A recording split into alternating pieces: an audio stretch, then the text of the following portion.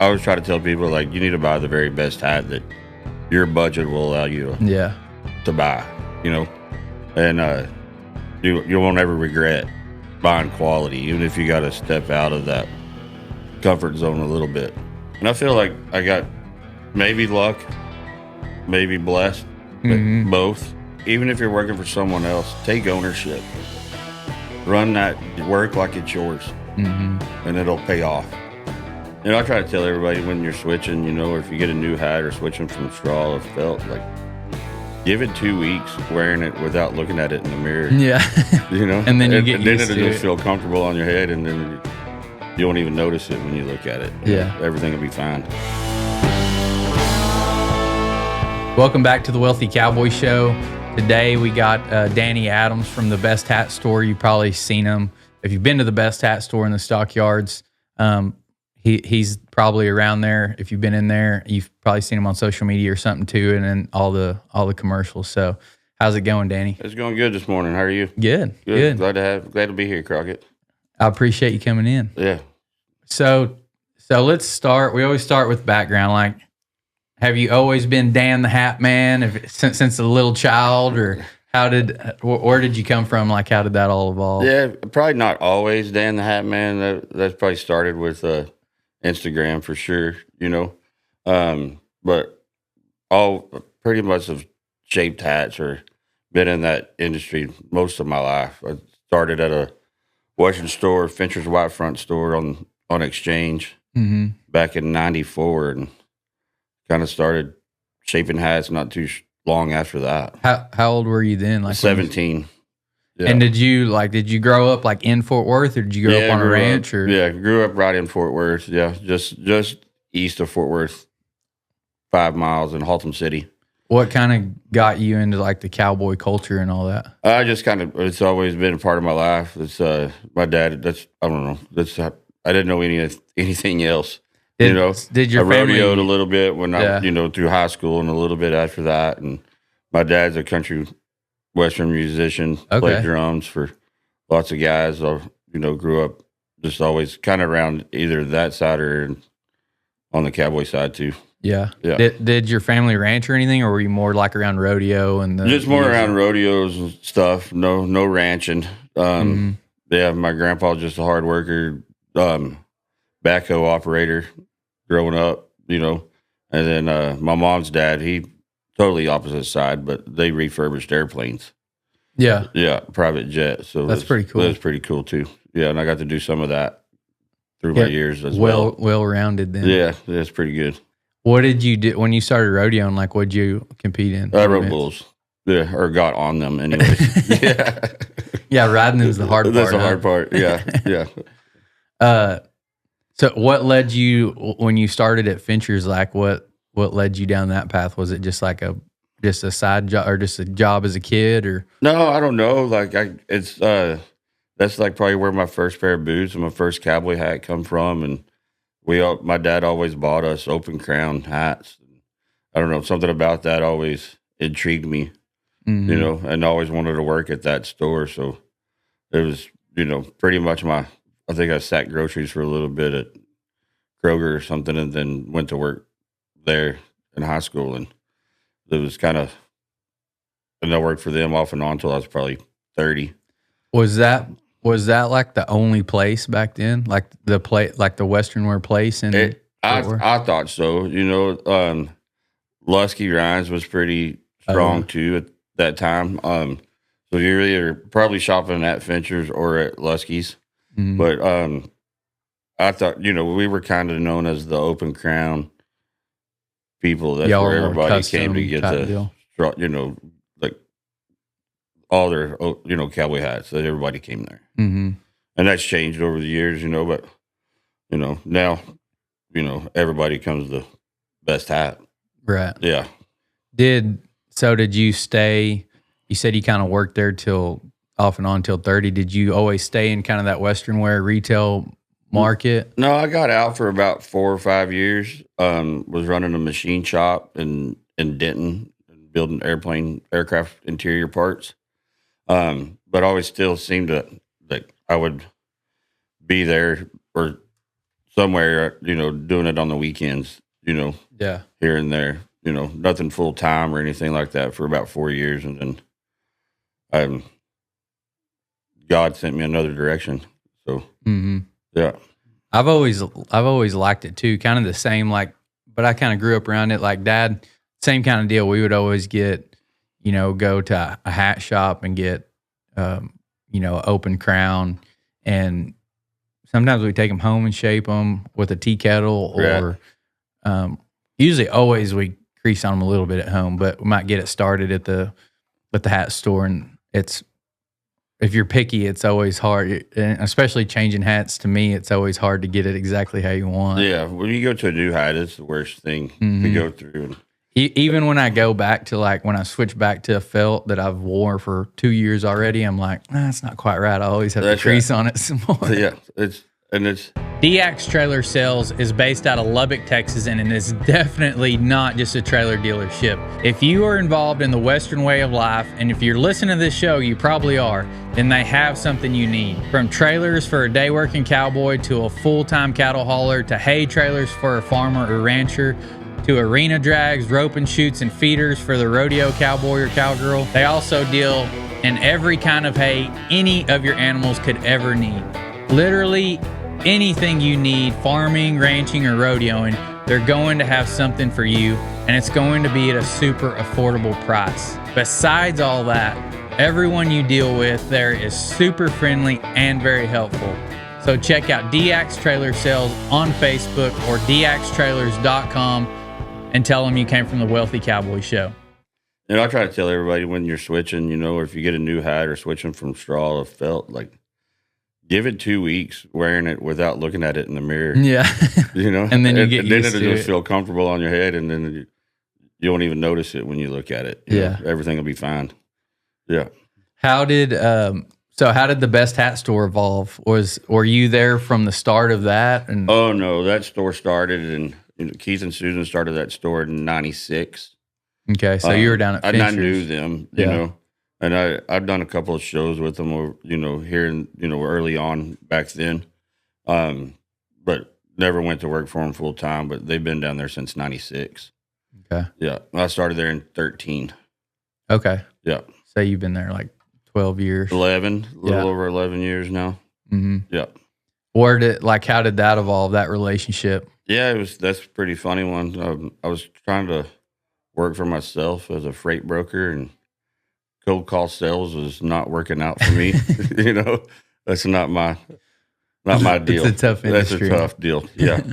And I called, it was coming on October, and I called them to just ask for a part-time job just to get some Christmas money, through the holidays, and so I get my kids some Christmas presents, And, commissions weren't going your way. They were not. No, not at all. It was not a good idea.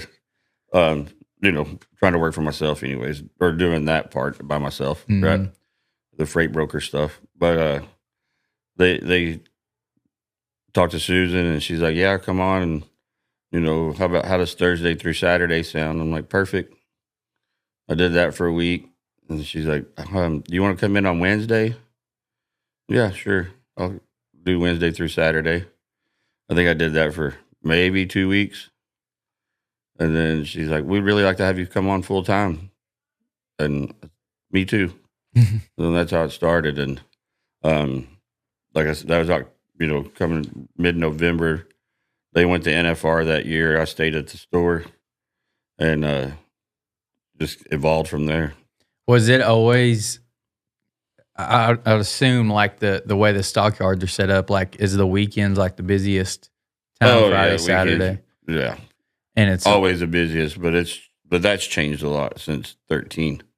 There was just 2 of us that worked there. Really? Yeah. And because now when I come in, y'all have 4 or 5 guys shaping hats. Yeah, we're always busy. 6 full-time hat shapers, and 8 or 9 full-time employees. That are there every day. Mm-hmm. And it's changed a lot. There's no the marketing to Fort Worth anymore is incredible. So it doesn't slow down much. Even on the weekdays, we stay pretty hooked up. What do you think like the split is between just like tourist or city people versus a rodeo cowboy or working cowboy that's coming in there? I don't know. The tourist customer has increased quite a bit, you know. But I still feel like 90% of our customers are cowboys, you know, of some sort, you know. Hat wearers, they're not coming. They may be from out of town, most of them, you know. They're not. I mean, we have our locals, but a lot of our people are from out of town, but they're coming to get a hat, you know. Yeah, because there's not like we talked about this with Emilio down there in Elgin, like especially down there's I want to say there was a one of y'all's hat stores in Houston at one time, right, or something. There's the hat store in Houston. Because I think because we live in Gatesville, so like Central Texas, and is what I call it, west of Waco. And I remember when I went with Dad one time we went to Houston to the hat store because he has a real round head, and I guess I don't even know if y'all still do, like American makes a round oval. Oh yeah, we carry them. So we drove.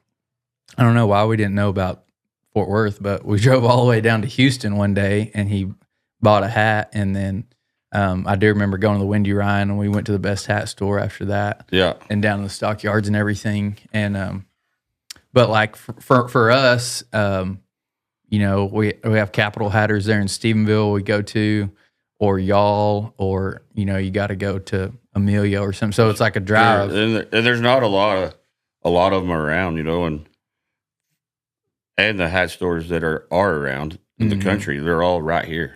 You know, pretty much. I mean, immediately, and the hat store being the furthest away, but, you know, from Fort Worth area, but that's still, you know, Texas is the hub for that. Yeah. For custom, you know, good shaped hats. What was it like for you? I want to get into hats more in a little bit, but like for you, you switched back industries into that, and then were you just a hat shaper, I guess, starting out? And when you started at the hat store, the best hat store? Yeah, for not very long. It was, you know, a month or so, and then I was moved to the management position. Yeah. That's what I was going to get to, was like, what was that like?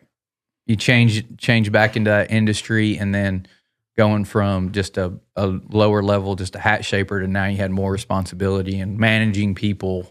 Yeah, well, there wasn't much people to manage then because there was just two of us, you know. Yeah. And then we hired 3, you know, but still, it was. So you got to kind of evolve with it. Then. With it, yeah. So it wasn't too hard, and but it was good, you know. Like it changed my life. Was there? So there was.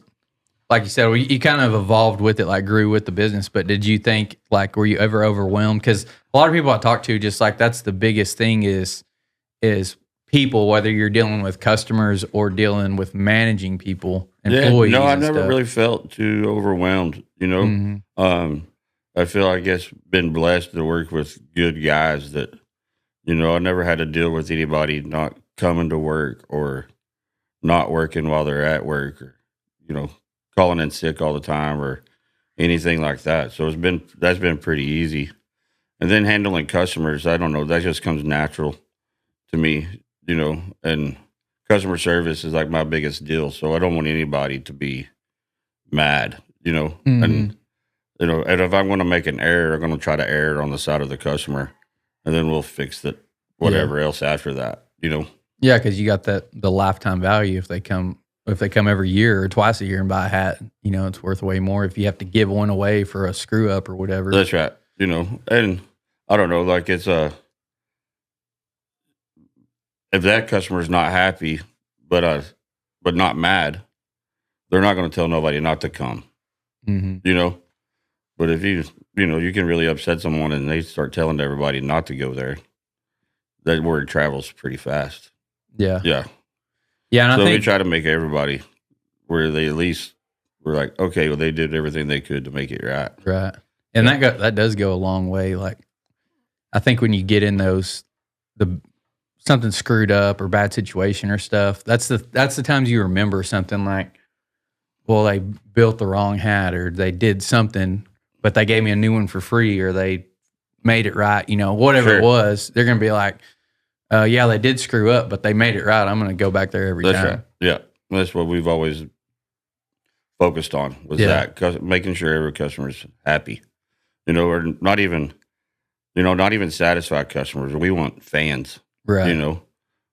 Because a fan won't go anywhere else, right? That's what, like, in studying social media and like building all this, and I'm studying sales and marketing all the time. Like, that's what people talk about. Like when I try to, when I'm coaching people on social media, I'm like, everybody looks at just the number of views or number of followers and stuff. And I'm like, and the people I learned from will tell you this too. Like, it's like if you had a 100 or a 100 will do a lot for you. Like, or if you had 1,000 like true fans that really were huge fans of everything you did, they will make you way more money than having 100,000 followers that don't care. Yeah, they like watching your stuff, but they don't buy anything. They don't support you. They don't do anything. Like Mr. Mundy, the president of American, and he was, ran Miller, for a long time too, and been in the industry. And I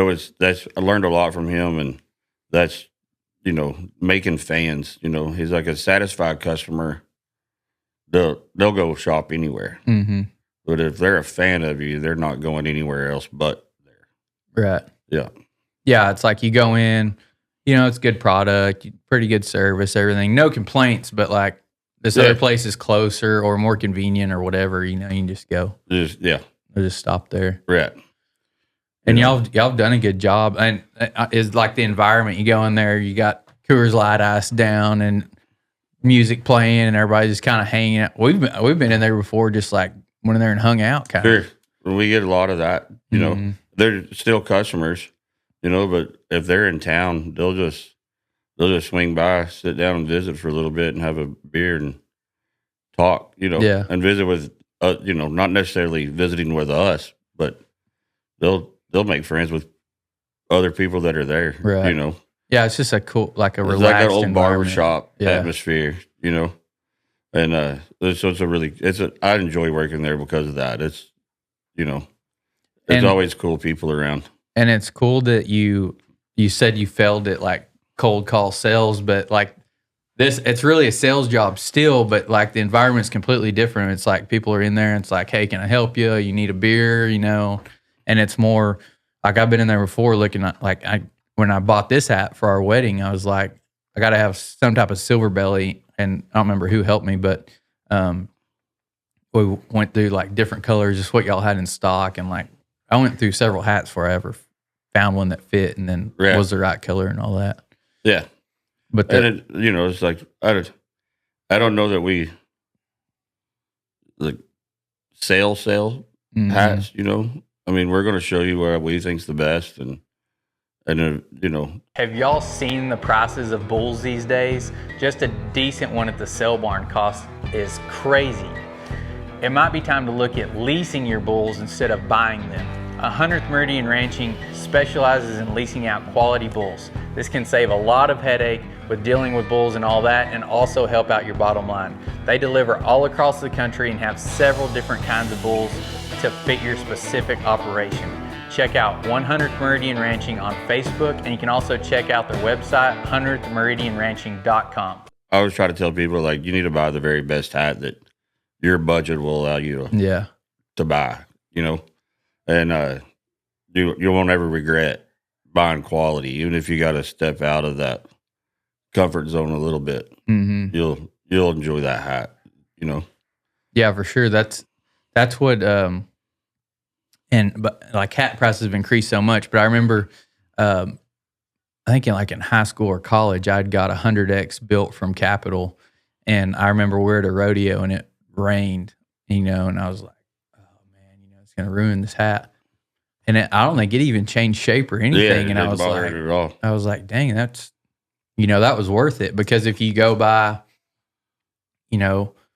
if you go buy a 7X or 10X or something, those still cost, I think now they cost $300-400. Yeah, huh? 10X hat's $500. Yeah, and that's almost one that you're going to have to replace, in a couple years at least. Yeah, it depends on who you are and how you wear it. Mm-hmm.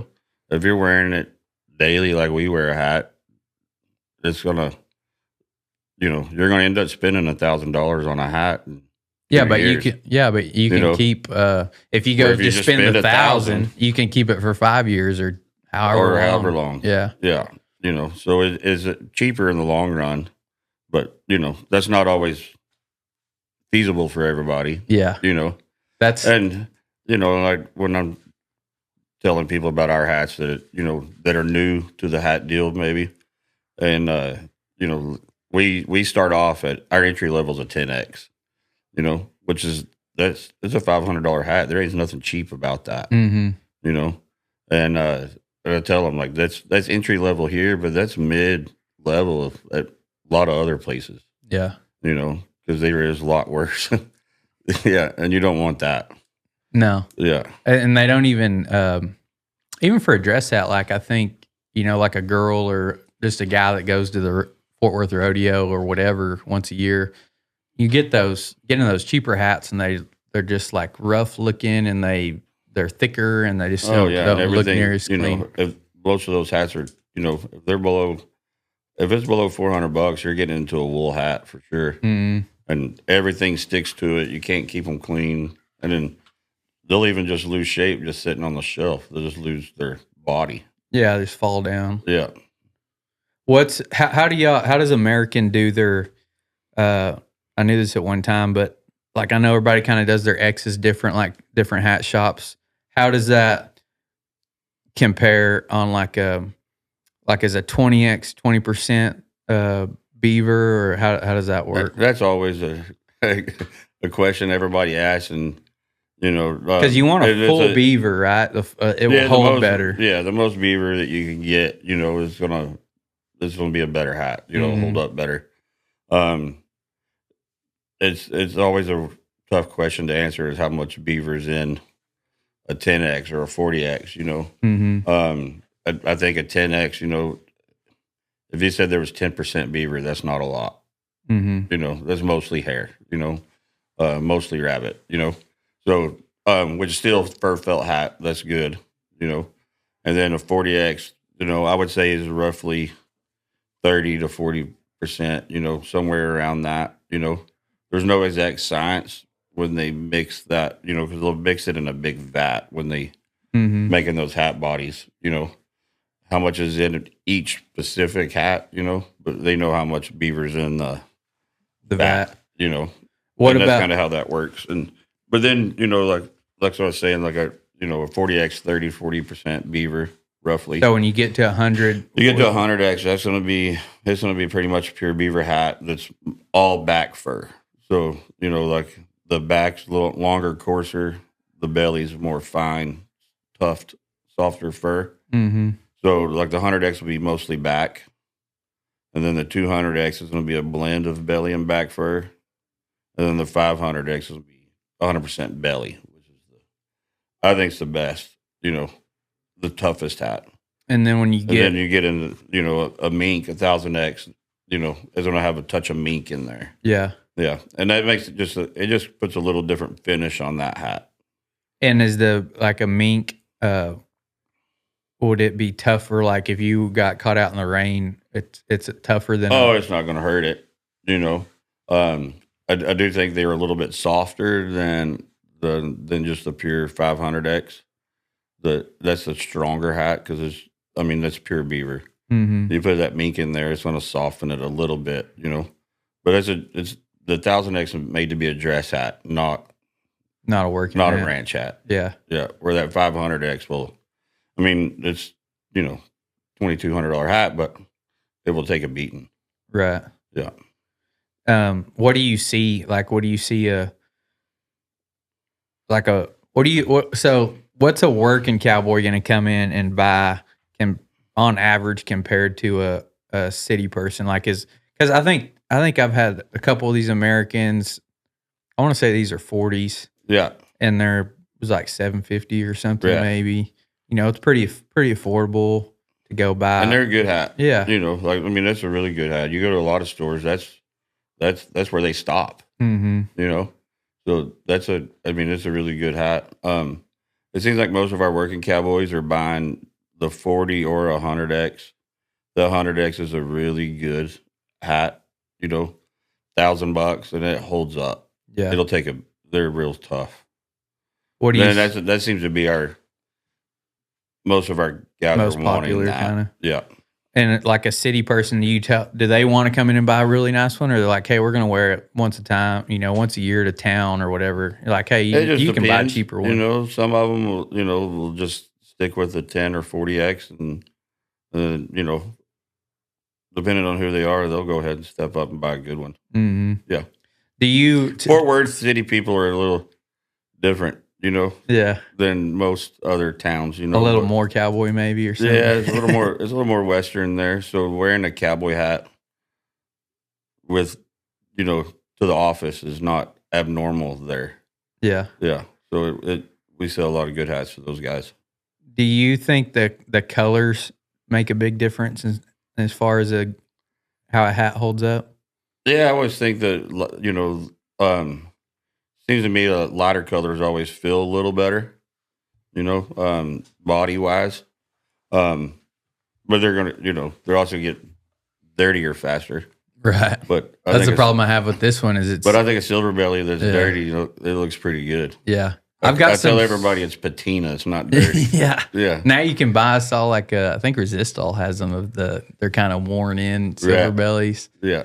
That's the problem I have with this one. I try to keep it nice. I bought it for our wedding, and then, I get grease on the sides, and I don't work out of it, but I've had some silver bellies I work out of. They get dirt and sweat all over them. Then they look good like that. Yeah. Yeah. And, but I don't know. I think we just make a really good hat, even our black ones, Well, I know over the years I've had, like I said, I had that black 100X for a while that Capital made, and it was really great. And then I think the next 100X I had was brown, and it was trash. I think I threw it away or gave it away or something like that. I mean, within a year, it was trashed out. And I'd heard several people talk about the bodies have been kind of inconsistent or hard to get good bodies and stuff through the years or something. Yeah, I think there for a little bit. And somebody told me, somebody told me the color deal. Really good, Mm-hmm. But the body does make the difference, on your quality of hat. Yeah. Yeah. But you don't think that if you get a black or a silver belly, like your basic colors, or you go get some kind of off-colored hat, do you think the quality is any different? I don't think so. It just has a dye in it. It has a dye. Mm-hmm. Yeah. I think they're all pretty consistent, The dye probably does affect the fur a little bit. So we're like a silver belly or a natural, that doesn't have as much dye or just been bleached. It's that seems to feel like a smoother hat, like the finish is a little nicer. Mm-hmm. But I think the quality is the same. I was going to ask you too, the pricing and the way everybody's been griping about how the economy's been and inflation and stuff. And I know hats have went up a bunch. What have you seen as far as a manager there in a business aspect of have y'all had to pivot some and make some changes to kind of accommodate for that, or how's that been on the store? No, it's kind of funny, Crockett, because when you see those price increases, it does kind of make you nervous. What's going to happen, and we haven't slowed down. If anything, we're selling more hats today than we were 3 years ago. And do you think it's just because of the Taylor Sheridan stuff, or? I think it's a lot more. That is a part of that, for sure. I don't think it's everything. There's the Cowboy channel, people are seeing rodeos on TV. That's helping. And I think people are looking for God, country, and family again, and they see that in our lifestyle, and so they're flocking to that, and we're welcoming them. Yeah, no matter who you are, or how you vote, or whatever, we're going to let you in, to our club. Yeah. And then I guess I look at it kind of like a retail and Western wear, like it's kind of more of a luxury, but a cowboy's going to wear a hat anyway. So they're going to buy it. It may be a lower quality or buy it less often. You can maybe see some of we haven't seen it yet, but, you can see sales going down maybe, sometime with, people that aren't, wearing hats every day. But the cowboy is going to come in and he's going to buy a new straw hat every year. And maybe a felt once or twice, or once every 2 years. Yeah. And once a year, once every 2 years. Yeah, something like that. We're always going to, me and you are always going to buy a cowboy hat. Yeah, I never, I don't think I've worn a felt out. I don't know ever. I mean, probably I have at some point, but I usually just want a different colors when I go buy. I'm like, I want to change it up a little bit. Yeah, and it's that's we don't make money on what you need. It's all about what you want. Right. Yeah. So the changing styles and all that stuff that helps everything. Yeah. But like you said, I've seen some hats that are worn out. The guys have worn every day for 20 years. That hat's worn out. Yeah. Yeah, it takes a lot. It takes a lot. But it does. And, I have hats that are nasty. Yeah. Dirty, that I can't wear in the store, but shoot, they're still good hats. Like the hat's not worn out at all. Yeah. Yeah. The thing that hurts the most, I think, is straw season and the straws have gone up so much. Every brand, American and Rodeo King, everything. Yeah. And they're just getting harder and harder to get those straw bodies, And I've seen, past couple of years where guys, they're only wearing their straw hat when they're outside doing stuff, and then wearing a felt hat mostly year round. And I know a lot of I've heard of people, that are just wearing felt hats year round. Yeah. Yeah. I'm not cowboy enough, I guess, for that. Like I wear a straw most of the year. I'm going to say I don't follow the rules. I usually switch like after Halloween or after, it's cold enough for me to switch. And then usually maybe here pretty quick, like in March, depending on the weather, but March 1st to April, I'm switching. I like a straw hat better. Yeah. Man, I hate them. If I'm outside and it's hot, like these felt hats just like a freaking heater on your head. Sure. Or I think so. I've heard people say, it kind of keeps you insulated, so it protects you against the weather either way. But either way, for a long time, there was no straw hats. It was just felt hats. Unless people wore them year round. So maybe like a darker color in the winter and then a lighter color in the summer. Right. But we wear at the store. We wear felt hat year round. Yeah. But we also work in the air conditioner. So yeah. it makes a big difference. I go as far as to wear I usually wear either like a jute, like one of those really open ones, or even not a jute, but the ones that have a lot of vents in them. Yeah. Like a lot of not like that. When airflow. I'm working outside and in the summer, I can't wear a felt hat to work in outside. Yeah. But if I'm going anywhere, if I'm, going to dinner or concert or anything like that, and I'm going to wear a felt hat year round. Mm-hmm. Yeah. Yeah. I still, it'd probably be cheaper for me to do that, but I usually will buy 2 straws and trash one and then try to keep one nice. And then the next year I'll trash that nicer one or something. Yeah. But I remember and I don't think there's a such thing as a dress straw hat. I don't think there's anything dressy about them. There's a lot of people out there that will disagree with me on that, but that's just the way I feel, No, it's not near as dressy as a felt for sure. Like my boys, even if it's 110, if they're wearing a sport coat, they know to put a felt hat on. Mm-hmm. They're not going to wear a straw hat and a sport coat. Yeah. Yeah. Yeah, they're for sure dressier. Yeah. It's just, I hate that. That heater on my head. Man, and I hold off to the very last minute before I even break out a straw. Yeah. And then I can't wait to get, I don't think there's a such thing as a felt hat season. There's only such thing as a straw hat season. Yeah. Yeah. And then every other time you're wearing a felt. Yeah. Yeah. I like, my buddy, he lives in Pearsall now, but he's from Florida over there.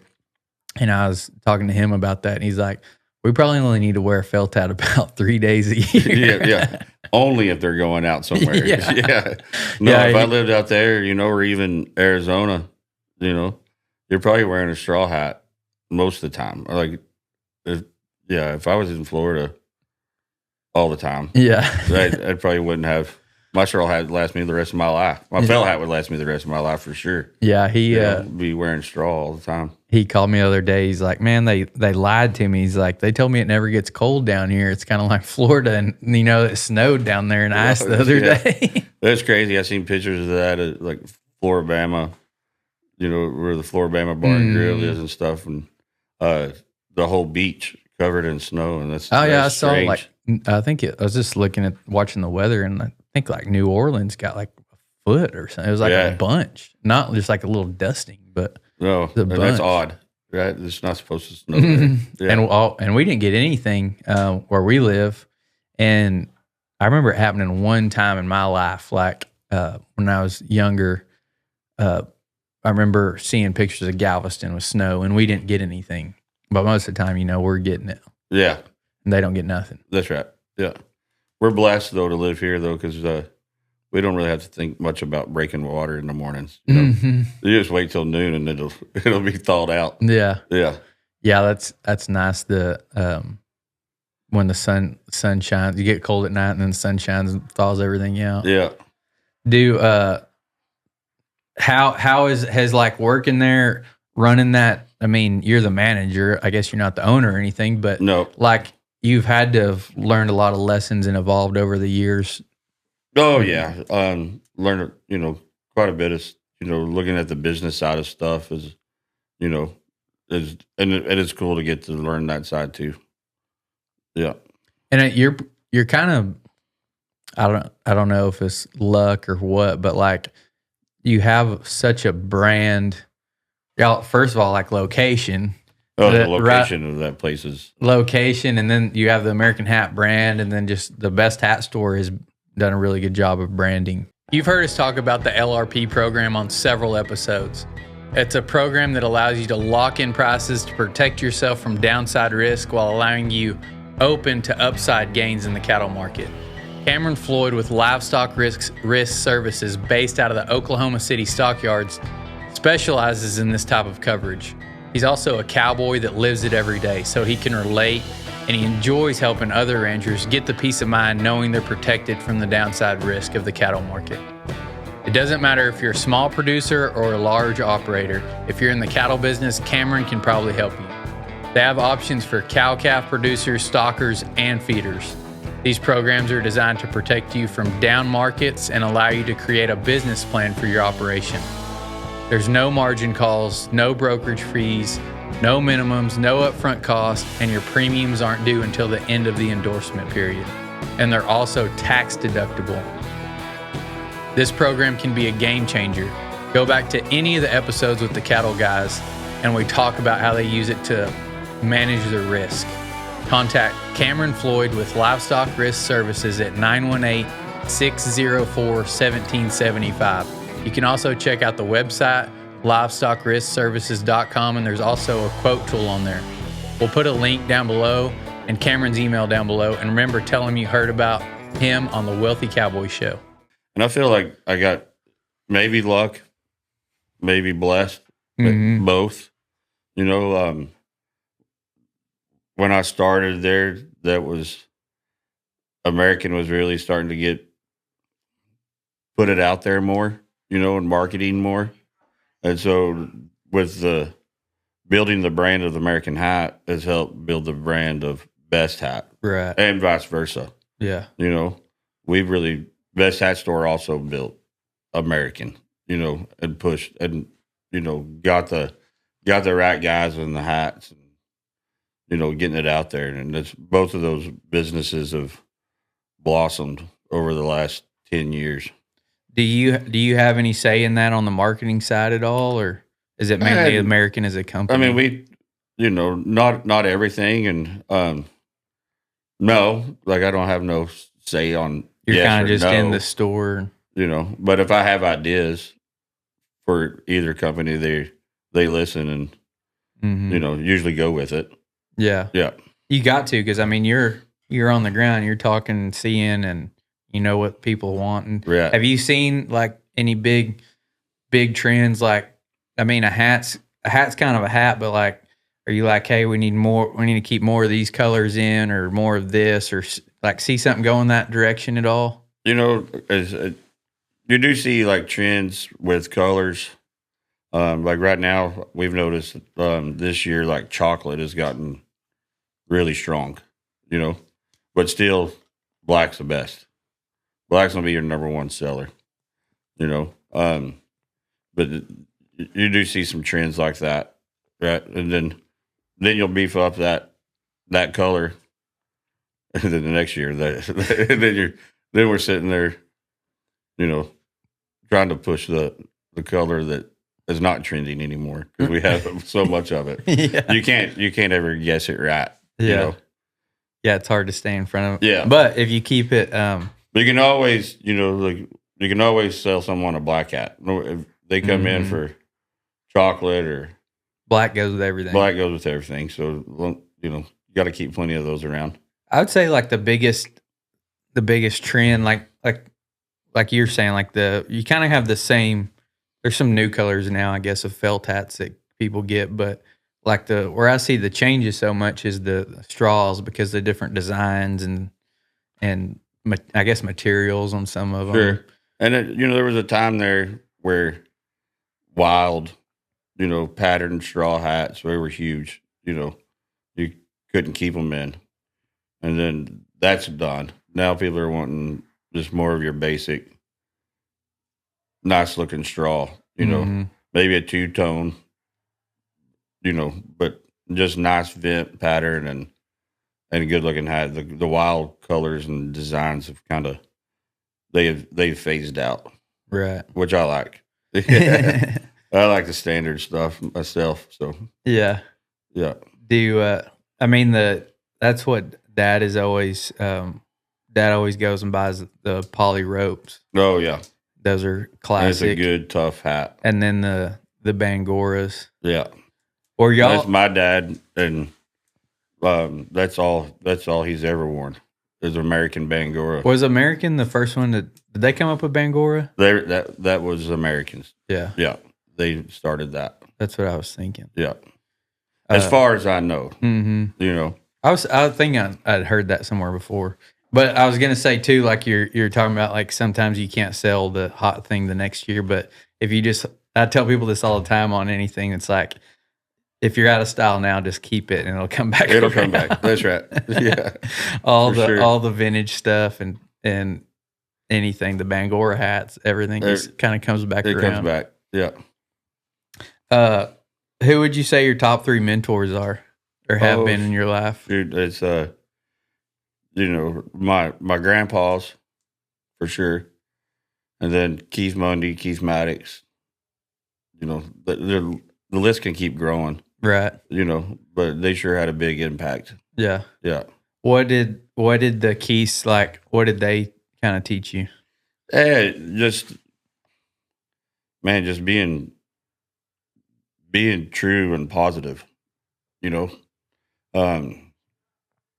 a lot, to really get into all of it. It just huge impact though. Yeah. Yeah. If you would talk, like, I know, like, American's been branding for the past several years, I guess, the positive times and putting that sticker on there. Talk a little bit about the story behind that. That was Keith. That was his horse brand that he started in the 80s at their home ranch in Idaho. I think they registered that brand in 83. So thinking about that, that wasn't positive thinking and positive mental deal. That wasn't a thing in the 80s, So he was way ahead of his time. But that was his brand, and after he passed, then we just kind of took that upon ourselves to carry that on. Is that kind of how he lived though? Like, was he always all about positive thinking? Yeah, all the time. You know, like he has a lot of, we call them Keithisms, you know. Yeah. And everybody has their favorite one, you know. Mine's he always said, I've never had a bad day, but I had a bad 15 minutes once, and I'll never do that again. Yeah. You know. That's pretty good. It was pretty good. And I mean, he was that way all the way to the end. You know, he never quit living. Yeah, I think about stuff like that all the time. I try to be, you know, positive, not let, like, if you let outside forces control your life, then, you know, you're probably set up for failure. You're going to have some good times and stuff, but that could come crashing down just as easy. If you can stay within yourself, like you said, something bad might happen, you know, outside your control, and you can get mad about it for a little bit, but I try to limit that time. Like, and I see people get really mad for, you know, and like, you're going to let somebody else ruin your day. It's not worth it. Yeah. You know, it's not worth somebody else really in control of your day. Yeah. Yeah. You know, I mean, we all get mad and pissed off, but, you know, get over it. Mm-hmm. You know, like, if you got to go throw a wrench or, you know, something like that, then go do that, you know, and then let it be done. Yeah. Yeah. Yeah. Because I had it was like bred into me to have a hot temper. And till probably the past few years, I mean, that's how it was. Like, I would get mad and it would go for, you know, a long half the day or the full day or whatever. And then I just started getting in this positive stuff and listening to these people. And I was like, that makes sense. Like, why would I let somebody else control that or some other situation control that? Like, yeah. And then if you this is one thing I've learned from Keith too, that if there is a problem, we need to talk about it right at the end and talk about it and get it done. You know, where if you hold that in and just stew on it all the time, you're going to explode. You know, and it ain't worth it. Yeah, yeah. You got any good financial advice that you've been told from one of them or something over the years? I wish. Yeah, I wish I'd have met them along, you know, a lot earlier in my life. Yeah, yeah. You got to.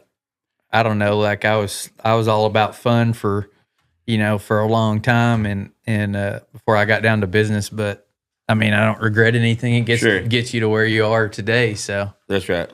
You know, I mean, I just think everybody just needs to, you know, try to find something to invest in, you know, and, you know, try to build your stuff up the best you can. Mm-hmm. Yeah. I mean, I think you've done a good job at like building a brand. Even though you work for somebody else, you still have your own brand that you could, you know, that's something right there. Sure. Yeah. And they supported me on that too, you know, like, because it's all of us. Mm-hmm. Yeah. If you're in the livestock business, you probably use a hot shot, and it seems like they're always either broke or dead when you need one. Hercules Ag has solved that problem.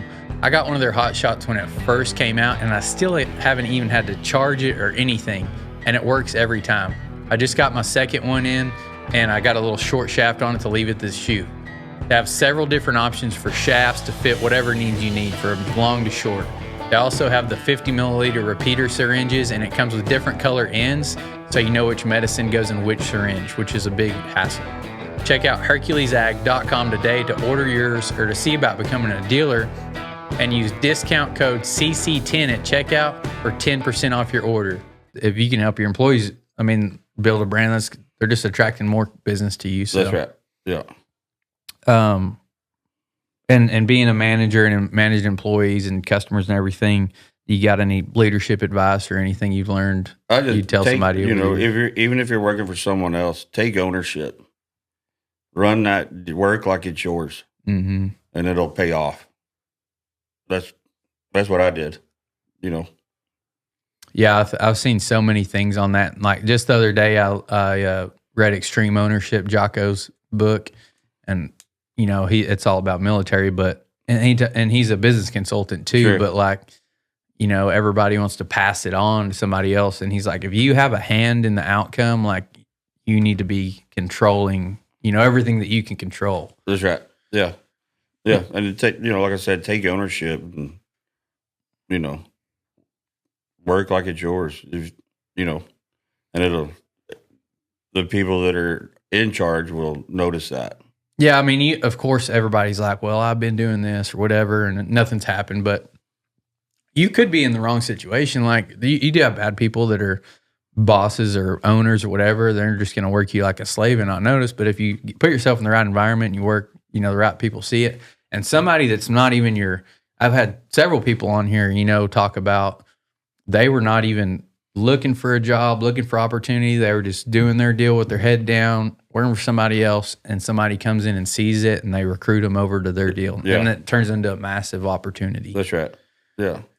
But good people are going to attract good people. So that's what, you'll have that. Mm-hmm. Yeah. And I think, like you said, you can talk negatively about it, but like it's sometimes to me, like, people ask me about growing on social media or business or whatever, anything I can offer. They'll ask me about it. I'm like, it's not necessarily that you're doing the wrong thing. You're doing the right things, but you just haven't done it long enough. Like it takes some time. Everybody to get the wants momentum. instant gratification, Mm-hmm. Especially today, and you got to put in work. Yeah, our culture has changed so much of you don't see, or I don't hear of anybody, like our parents and grandparents, they're 17, 18, they go to one company and they're probably not ever leaving until they retire. And now they'll jump jumping around. Yeah. Just to chase the dollar, mm-hmm. and that usually doesn't work out for you, I don't think. No, I mean, you got to find, kind of the path you want to, but like, don't get in a rut. Yeah. You need to go all in, but go all in. And what I've done, like my horizon isn't like, I'm not super long, but like when I started something, I was like, I'm jumping around too much. When I decided to like get into business, I was like, I'm chasing all these things that I hear about, this guy made $1 million over here, and you do this and all this stuff. So I'm like, oh, that looks like a good opportunity. And you jump. And Alex Ramosi talks about it. He's like, you have the same stages, and I don't remember exactly what they were, but like you go from when you see something over there, it's uninformed optimism. So you're like, you don't know everything that it takes to be successful. You just see that person and you're like, oh, I could do that. It seems easy to become, you're going to be instantly rich. Sure. And then you get over there and it goes to like, I think the second stage is like informed pessimism or something. You're like, oh man, this sucks. You got to do this. You still got to do work. And I found that like jumping around too. It's like there are millions of opportunities that people have had success in all these different ways, but all of it requires work. So you might as well just stick to one and build your knowledge and skills in that one area and just stick with it. It'll pay you longer. Mm-hmm. And I'm like, so now I'm like, if I'm going to start something, I started this podcast, I started building my brand and stuff like that. I'm like, I'm going to stick with it for a year, and then, or either at a year we'll reevaluate and either kill it or, go with it, go harder on it. Yeah. So that's kind of what I've done. You're doing good. I appreciate it. I'm gonna give me a little drink here. And then just the wrap up question I always got to ask everybody, especially up here. What's your favorite restaurant? Oh gosh, man, there's in Fort Worth. Well, anywhere. Anywhere you can say anywhere. Yeah. I don't know. Like I have a bunch that I like. There's a fairly new place in Fort Worth, Don Artemio's. Is that on West 7th? Yeah, on 7th, and it's like a higher end Mexican steakhouse. I think somebody said it's that. It's really good. And then Golden Steer in Vegas, probably right up there. Yeah, is it just like leaps and bounds? I've heard about it and I've seen it like on social media and stuff. They said it's hard as hell to get into. It's hard as hell to get in, but it's really cool. It's really it's in a shopping center that you would not think that would be the place to go to. Not in the best part of Vegas, and but it's all old school red tux leather benches and. It's just really cool. Yeah. It's got all the pictures of like this is where where Frank Sinatra sat. This is where Elvis sat. You sit in the same booth that those guys ate at. So it's pretty cool. Yeah, a whole experience. Yeah, that's what I always ask that because I started at the very start, but I always like it because we like to go new places and eat. And it's hard up here. Like when you come to a big city, there's so many freaking options. It's too many. At home, it's pretty easy. I think we got in our little town, we got 4, 5 Mexican restaurants, and then you just decide which one you want to go to. They're all pretty similar, but decide which one you want to go to that time. And you're probably like I am. Like if I want a chimichanga, I'm going to go to this one. Mm-hmm. If I want fajitas, I'm going to go to this one. Yeah, one has better hot sauce, one has better queso. I order the same thing every time at every restaurant. Yeah. Yeah. It's nice to be in a small town. You got like a couple different options, but when you come up here, you're like, dang, where should we go? It's mind blowing. Mm-hmm. Yeah. And there's a bunch of good ones. Yeah, so many good ones. Yeah. But I appreciate you coming on. I enjoyed it. Where can everybody find you? Yeah, find me at Best Hat Store or on social media. We have Best Hat Store on Instagram and Facebook, and I'm on Instagram and Facebook as well. Is Instagram, which one's your, what platform are you on the most? I hardly even post anymore on my own. I don't know, just kind of, died off on that. I don't know why. I probably should post more. Yeah. Because it is important. But Instagram at the hat store has helped us the most, for sure. Awesome. Well, yeah. Y'all go follow Dan the Hat Man, Danny Adams, on social media, and then check out the Best Hat Store if you're coming to Fort Worth. It's just go in there even if you're not shopping for a hat. Like I said, you can go in there and get some. You're gonna have a good experience. Cold Coors Light. You're probably gonna see some familiar faces in there. Walk out with a hat. Yeah, they'll probably sell you a hat or something. Yeah, for sure. So y'all check him out, and we'll see y'all next time.